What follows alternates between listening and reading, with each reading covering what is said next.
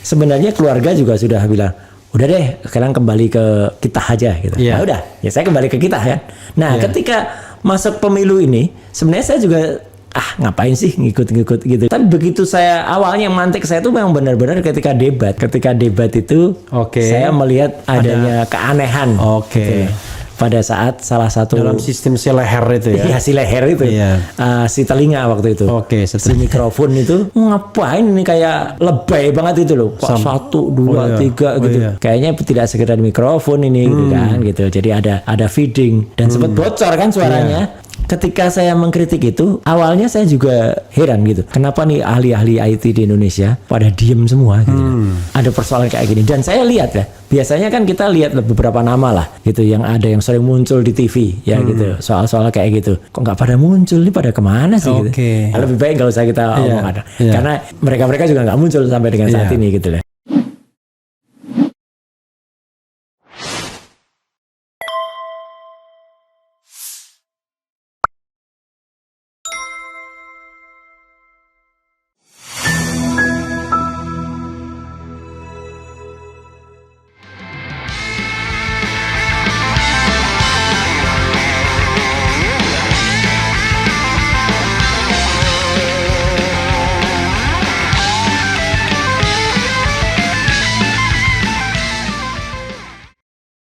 Ini orang akan tanya ya sesungguhnya. Ini apa kerjanya Refli Harun sama Roy Suryo ini kan? Gitu, RHRS ini. Kok mau ngurusin yang begini-beginian? Kalau saya barangkali bisa dimaklumi karena saya masih tercatat sebagai anggota Timnas. Dari Amin. Sebagai jubir dan anggota Dewan Pakar. Walaupun ketika berunjuk rasa, saya menggunakan hak saya sebagai warga negara. Itu luar biasa Mas, saya salut itu. Sudah beyond dari 01 dan 03 ya, sudah beyond. Nah, tapi Mas Roy orang tanya, ini apa kepentingannya ya kan? Masuk tim enggak 01, enggak 02, enggak 03. Dulu orang menduga ini karena Demokrat. Ternyata Demokrat udah keluar. Udah 4 tahun yang lalu. Sudah keluar 4 tahun yang lalu. Tambah orang. Kalau dulu kan wajar mungkin Demokrat yang tidak terangkut ya kan. Kan ada Demokrat yang kan gerbong Demokrat diangkut semua kan. Ke pelataran istana ya kan. Nah, tetapi jangan-jangan ini nggak keangkut. Ternyata nggak juga. Enggak lah. Saya lalu pamit baik-baik. Ketika dimasuk pesantren kemarin gara-gara pasal sialan itu ya kan 1946 itu enggak Demokrat juga sudah keluar dari Demokrat. Udah independen juga. Sudah independen. Lalu ngapain? cari masalah terus, cari resiko terus. Gini, Mas, justru itu. Jadi ini yang memang saya tadinya keluar dari pesantren itu karena istilahnya kan berapa bulan pesantren? 9 bulan. 9 bulan. Lumayan. Dan 9 bulan beneran loh. 7,5, 9, 10 kalau pesantren Undang-Undang 1 1946. Iya. Jadi artinya ada juga yang menduga kecuali Habib Rizik 2 tahun. Betul. Ada yang menduga paling nggak masuk bener nih kayak siapa itu yang paling cuma nampak muka aja habis itu keluar. Enggak, kalau saya beneran di Barreskrim ya.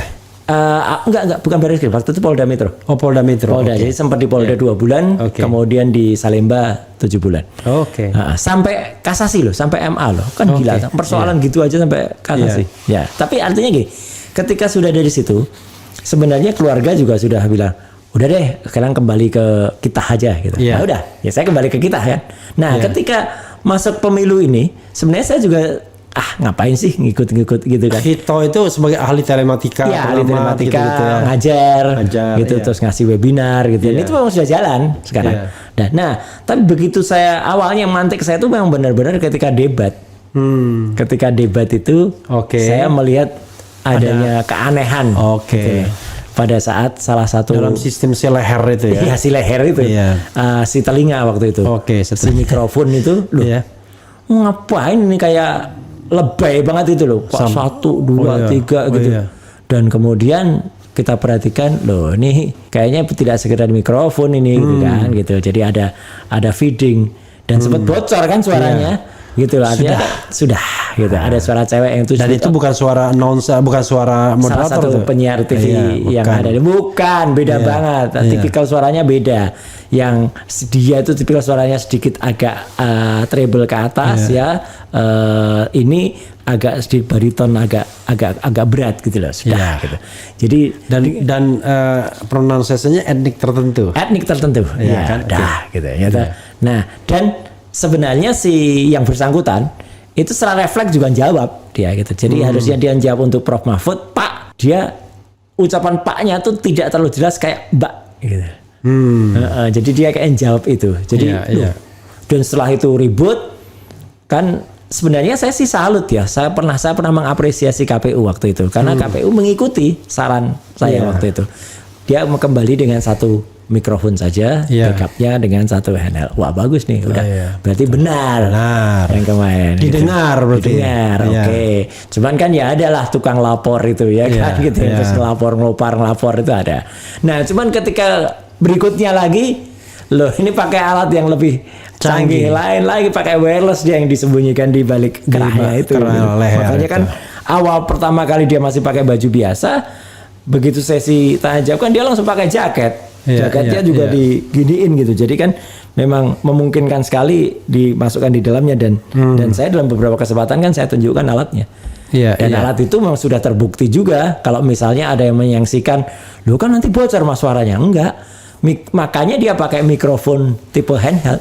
Karena kalau handheld itu kayak mikrofon ini mas, kalau kita nggak bicara dekat sekali dengan mikrofonnya, ya nggak kedengaran suaranya. Makanya kalau kayak di konferensi pers gitu, kalau ada pertanyaan, kan misalnya tanya wartawan mana gitu. Nah kalau dia tanya mungkin yang di ruangan itu dengar, tapi yang ada di rumah yang tergantung pada mikrofon yang ada dipegang itu kan nggak kedengaran. Karena betul-betul sensitif dia ya? Iya, dia bukan sensitif. Justru tidak sensitif. Justru dia benar-benar hanya unidireksional. Jadi dia ambil suara yang depan, yang paling dekat. Iya, memang itulah gunanya mikrofon supaya ini beda. Ini kan sensitif. Dari sana pun bisa. Tapi kalau saya sendirian, saya pakai yang selalu nempel di. Betul. Itulah makanya. Karena kan saya tidak mungkin nyuruh tamu nempelin ini terus. Makanya cari yang sensitif. Jenis mikrofonnya kan juga saya pernah tunjukkan di salah satu TV. Ada yang cek mikrofonnya pakai tiga guritan, tiga level dan lain sebagainya. Nah, jadi dari situ mas, mulai dari situ saya lihat ini kok teknologi kok dipakai untuk kecurangan. Waktu itu saya lihat, wah ini udah nggak bener nih, masa kayak gini kok ya masih curang sih gitu. Udah kasih kesempatan kayak gitu kayak masih curang. Nah berbekal dari situ saya mulai tertarik itu mulai Januari itu. Ini sistem IT-nya apa sih yang dipakai KPU? Iseng aja saya awalnya. Tapi begitu saya iseng awal itu mulai kaget aku mas sebenarnya. Karena sebenarnya dari awal Januari itu saya mulai download Sirekap kan. Kan ada apps-nya di handphone.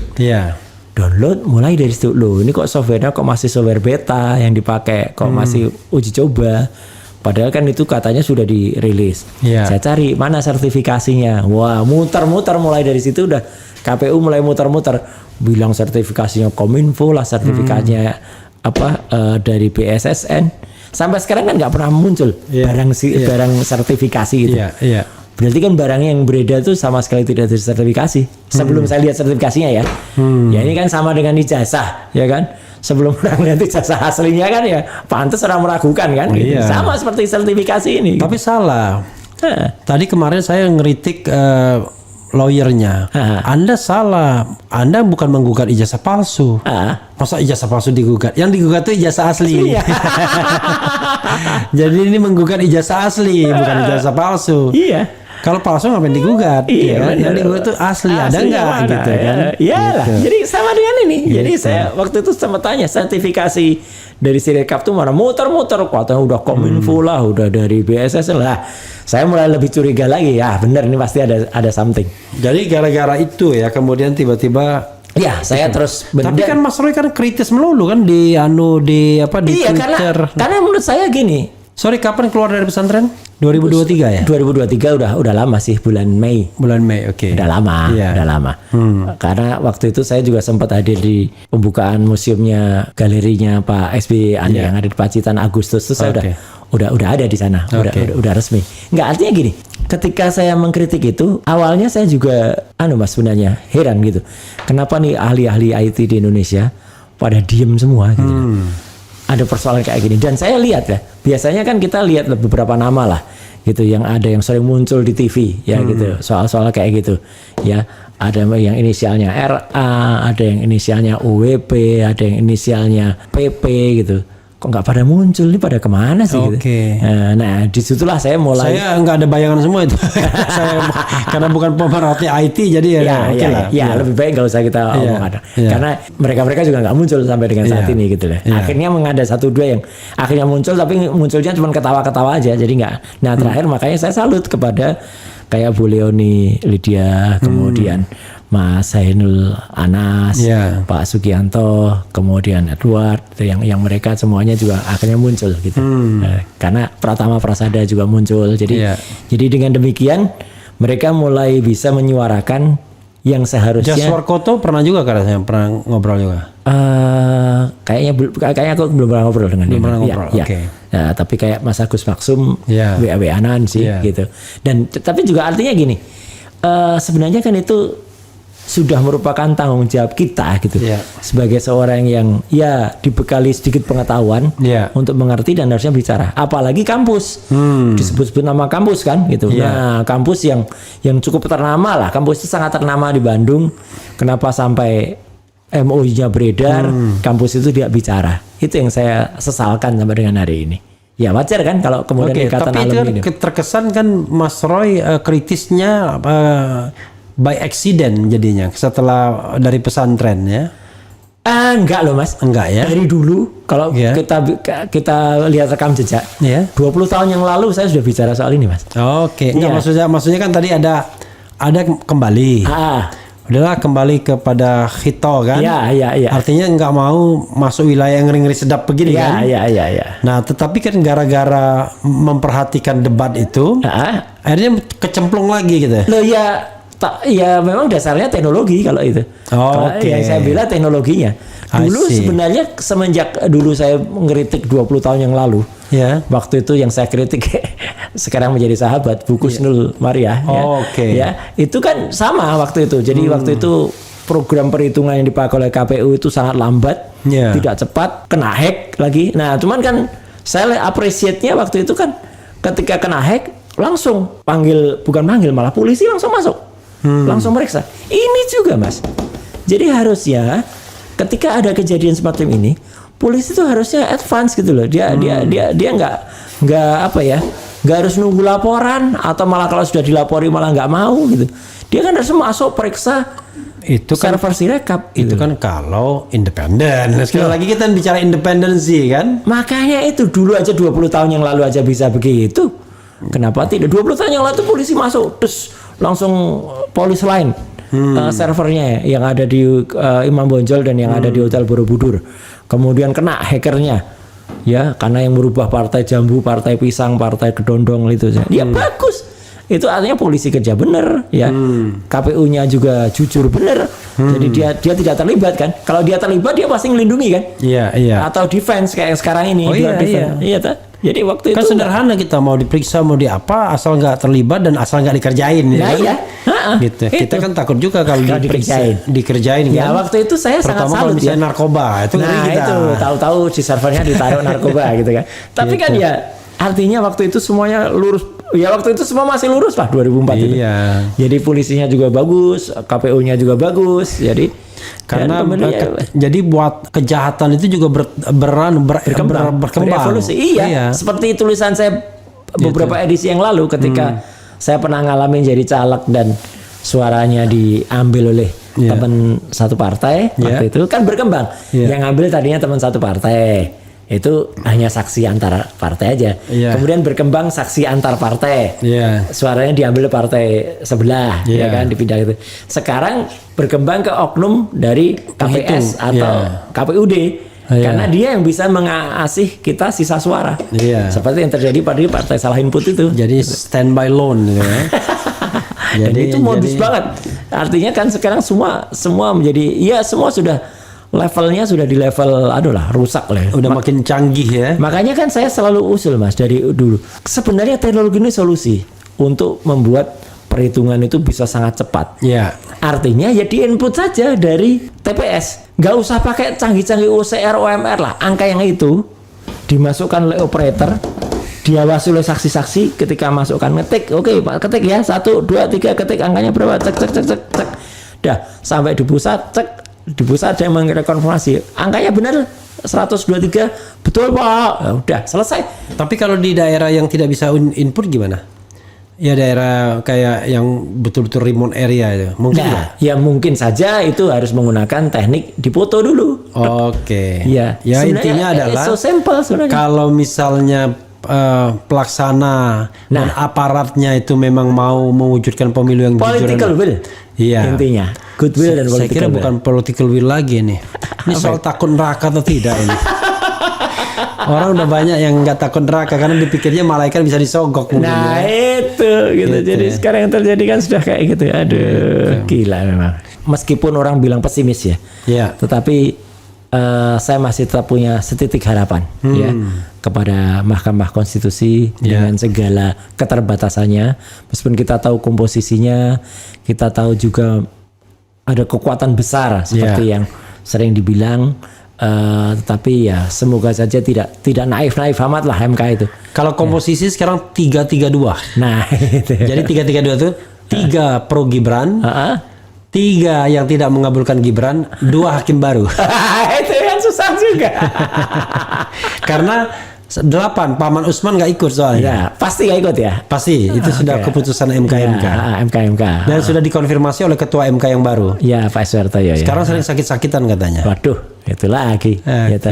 Nah, terus angket ini kan juga maju mundur kan ini, poco-poco maju mundur cantik kan, artinya partai-partai yang kemarin syarat kan kelihatannya gampang, 25 plus minimal 2 fraksi, ya kan?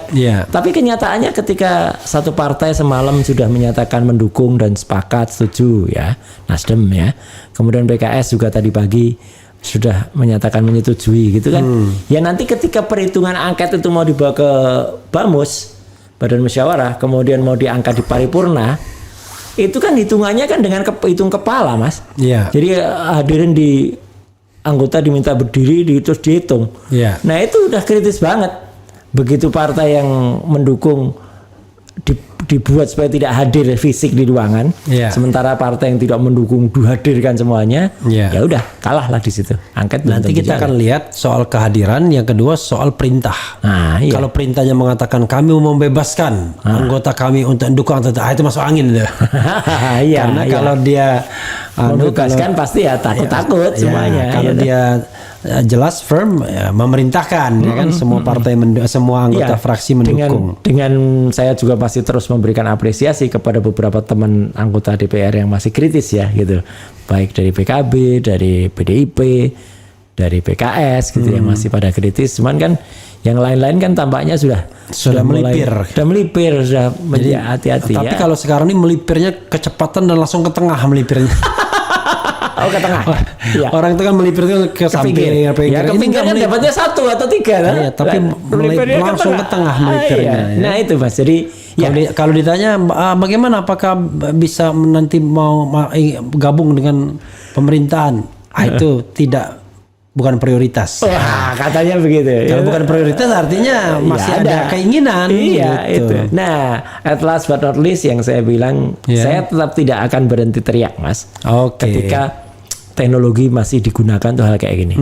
Gitu. Jadi selalu yang saya bela itu adalah bagaimana jangan sampai teknologi itu disalahgunakan atau bahkan digunakan untuk berbuat salah.